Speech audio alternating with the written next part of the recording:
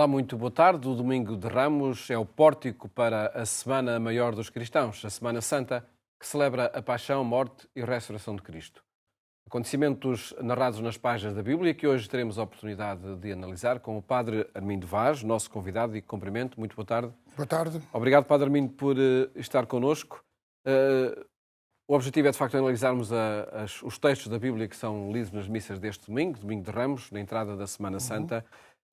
Antes gostava de lhe perguntar sobre o sentido de tudo aquilo que é celebrado ao longo desta semana, e poderemos dizer que é das ocasiões no ano em que o que é narrado na Bíblia mais se aproxima da forma de celebrar, seja a celebração religiosa, do culto, seja também aquelas celebrações que acontecem nas nossas ruas, uma dimensão mais cultural.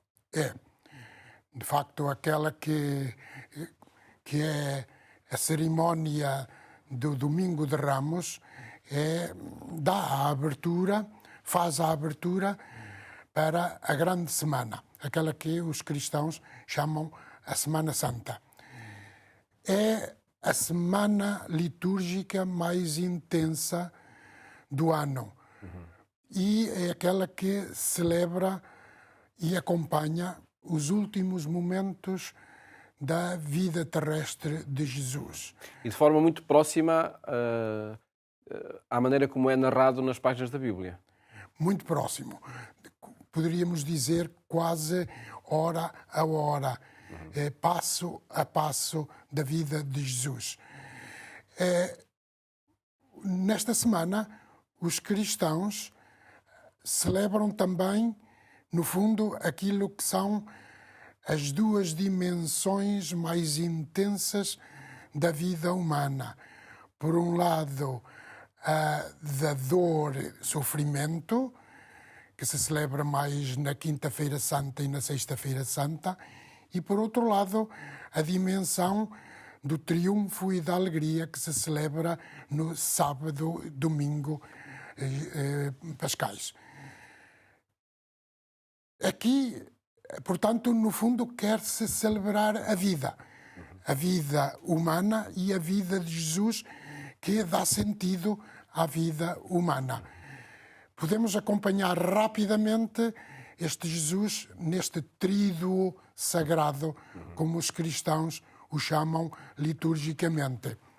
Em primeiro lugar, a Quinta-feira Santa. Aí, a liturgia acompanha Jesus momento a momento na sua última ceia. É o momento em que o amor dá tudo o que tem para dar e sente o drama de já não ter muito tempo para amar. O próprio Jesus o diz no discurso dessa ceia: já há pouco tempo estarei convosco. O tempo do amor esgota-se. Por isso, concentra toda a sua força no essencial da palavra e do gesto. O essencial da palavra: amai-vos uns aos outros como eu vos amei. O essencial do gesto é dar-se. Este é o meu corpo, isto é a minha pessoa, tomai, comei, é o corpo que será entregue. Este é o meu sangue, tomai, bebei, ele é o sangue que será derramado. Os verbos estão no futuro. Então, para a quinta-feira, para a ceia da quinta-feira, Jesus antecipa aquilo que será o drama da sua morte, que acontecerá na sexta-feira. E na sexta-feira, realmente, a quinta-feira já remete para a sexta, e na sexta acontece a realidade da doação, da imolação de Jesus e de toda a sua vida pela humanidade, que é isso que ele quer fazer. É isso que a cruz significa? É isso que significa a cruz. É um discurso de Jesus. A cruz é em si aquilo que Paulo chama, na primeira carta aos Coríntios, a palavra da cruz. O que é esta palavra da cruz? É a palavra do amor. É a palavra da doação por todos. É o último discurso de Jesus, a última lição de Jesus, mas é a mais densa e, sem dúvida, a mais elevada, porque nunca Jesus falou de tão alto como falando da cruz. E aí o seu discurso é, no fundo, a síntese daquilo que ele disse e fez ao longo da sua vida, que é viver para os outros, morrer pelos outros. Podemos dizer que é também o sinal maior da humanidade de Jesus? Sem dúvida. É aquilo que, no Por paradoxal que possa parecer, não é? Que é um gesto de salvação e, ao mesmo tempo, de um sinal maior da humanidade. É, de facto, a cruz é o símbolo do cristianismo. E quando muita gente pensou-se até que é um símbolo de tristeza, de amargura, que é um patíbulo de crueldade e de sofrimento, na verdadeira realidade, a cruz é o maior símbolo para o cristianismo na medida em que é símbolo de amor. É aí que Jesus concentra toda a sua vida, no último momento da sua existência. E agora só falta o último dia. De facto, a cruz é símbolo de doação e de amor. Mas o amor sempre tem consequências. E a maior consequência, neste caso, é a de que o amor venceu, tão grande era o amor, que ele venceu a morte. A vida venceu a morte. O amor venceu o ódio que cravou Jesus na cruz. E então acontece aquilo que o Novo Testamento chama a ressurreição. Sábado à noite e domingo pascal. Essa celebração, de facto, festiva com que encerra esta Semana Santa.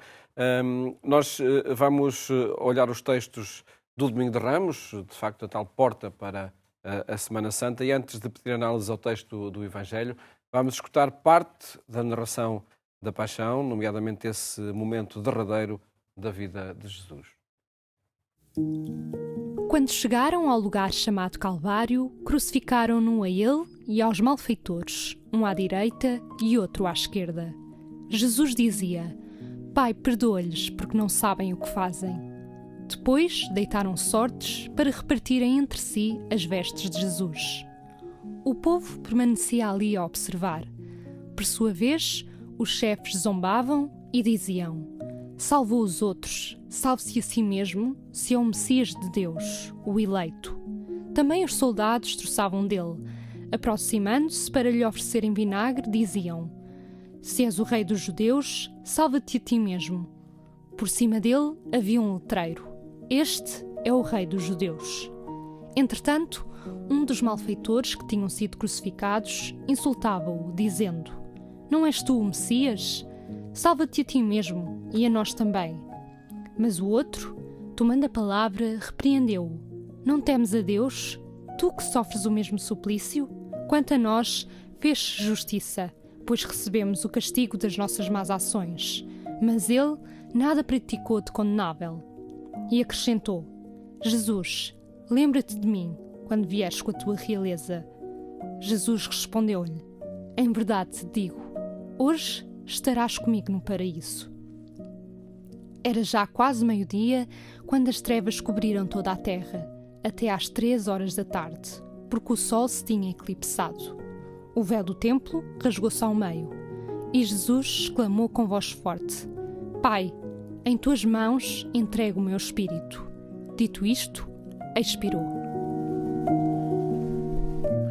Padre Armindo Vaz, de facto a narração da parte final do Evangelho que é escutado nas missas deste domingo é a parte essencial, é a parte mais simbólica, de facto, do que acontece na paixão e morte de Cristo.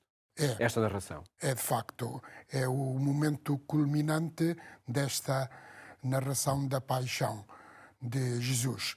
É um momento de dor, mas não de tristeza, porque Jesus aparece aqui numa imagem maravilhosa, admirável, tão frequentemente pintada por tantos artistas, desde o classicismo e desde a Renascença até aos nossos dias. Aparece um Jesus elevado na sua cruz e ladeado por duas pessoas, dois seres humanos, que o Evangelho qualifica como ladrões. Um bom ladrão e um mau ladrão.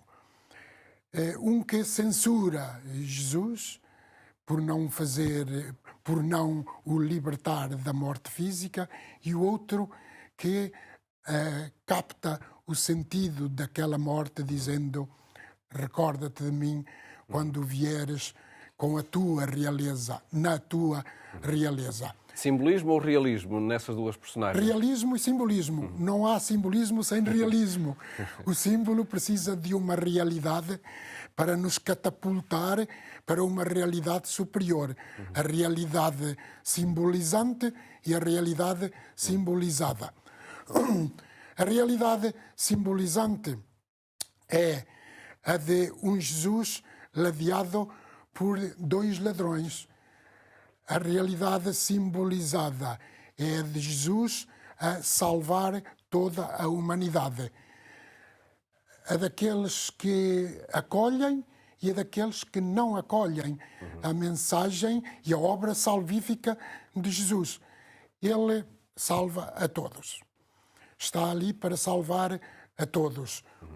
Com os seus braços estendidos, abraça o mundo inteiro. E o curioso nesta cena é que Lucas põe as figuras, as personagens deste relato a insistir em que Jesus se salva a si mesmo. Salva-te a ti mesmo. Que se salvou os outros. Se é o rei dos judeus, não é? Se é o rei dos judeus, que se salve. É a tentação frequente do ser humano de querer e de pensar e de querer crer num Deus à própria medida, no Deus útil, no Deus que resolva as minhas dificuldades e os meus pequenos ou grandes sofrimentos, as minhas grandes dores, sobretudo. Manifesta-te, faz maravilhas, salva-te pelo menos a ti e salva-me também a mim. Mas é um salvar mínimo, isto é, o salvar do perigo da morte. 3 vezes insiste. É claro que aqui está a captação de uma determinada imagem de Deus. É a do Deus miraculista, a do Deus intervencionista. Mas se Deus descesse, isto é, se Jesus descesse da cruz, sim, poderiam acreditar no Deus que os poderosos deste mundo adoram. Isto é, um Deus forte, um Deus armado. Mas Jesus trairia a sua missão. Confirmaria a falsa ideia de Deus que o judaísmo tinha naquela altura. Isto é, de um Deus intervencionista. Deus não é o Deus intervencionista que nos liberta de qualquer problema. Deus é aquele que dá sentido a toda a vida, também aos problemas da vida. E esse é que é o salvar máximo a que o padre Armindo estaria a aludir, uma vez que o salvar-se a si mesmo seria um salvar mínimo, o salvar máximo então remete para... O salvar máximo é que Jesus, com a sua vida, e especialmente com a sua morte e ressurreição, nos coloca nas margens da salvação. Isto é, no caminho para o sentido último da vida.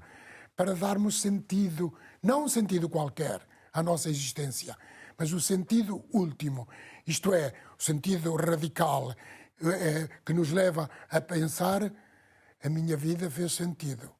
Eu vivi para os outros, morro pelo outro, pelos outros, talvez pelos amigos, talvez pelos meus familiares, talvez por aqueles que mais quero nesta vida, mas eu não morro sozinho, morro por. E aí como está Jesus. esse sentido, então reside nesse fim último que é o bem aos outros, a mim. O sentido da vida será esse, não é? Sem dúvida. Quando isso. tem esse ponto final o bem. É o perceber que a minha vida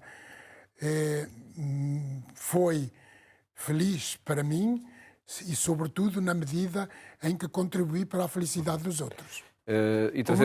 E trazemos para cima da mesa, de facto, este diálogo e esta reflexão, que tem uma dimensão de fé também muito, muito presente, mas que se descobre através desta narração e da atitude de Jesus.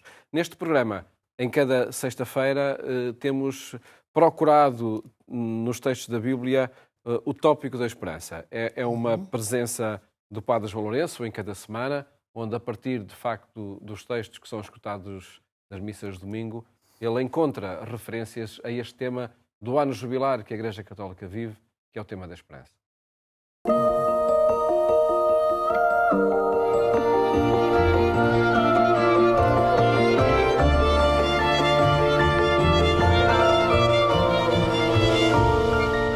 Com a liturgia deste domingo e através da palavra de Deus que nos é proposta, entramos na celebração da Semana Maior, da Semana da Redenção, comumente dita Semana Santa.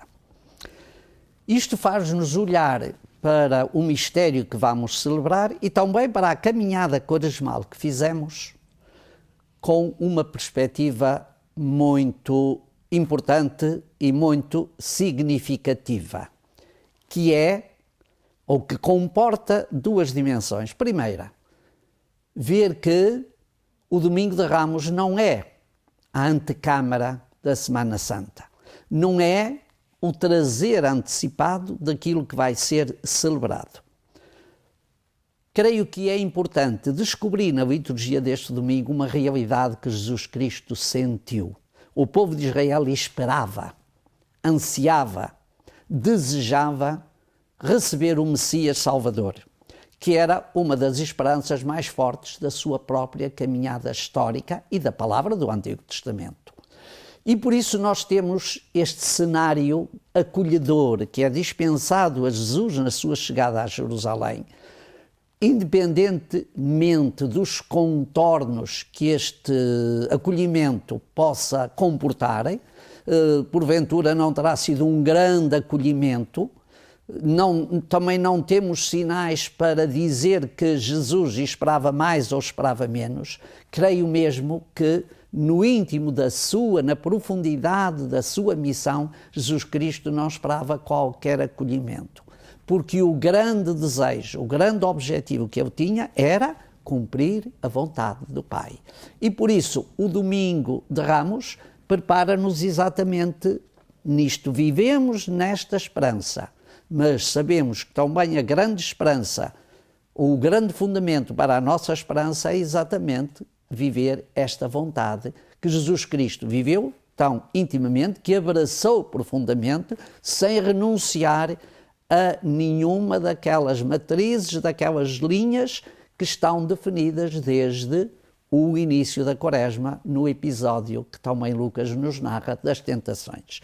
Ora, temos assim um processo muito rico de motivação para consolidar os nossos horizontes, mas acima de tudo para reforçar a nossa esperança, abrindo-nos desde já à celebração do mistério pascal e ao encontro do ressuscitado.